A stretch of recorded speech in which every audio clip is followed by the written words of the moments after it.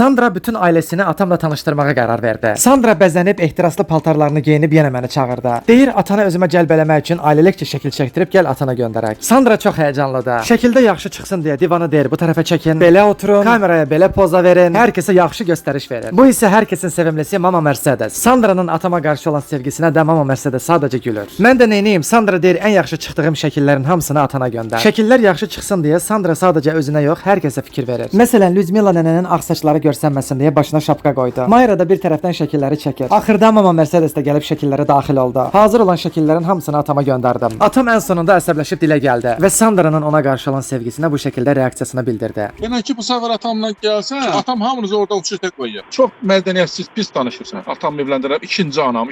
Elə həyatda bir o qalan, bir mən qalayım, heç mən onun nəfsi salmaram. Yönü götürə başlı yenə bir şey ola, abır rəsmətli ola, özbək qadınları ola, Qazaq qadınları ola, geyimli, kecimli ola, məsələn deyirəm. Götür başamısı açıq çöldə qoymuşsan.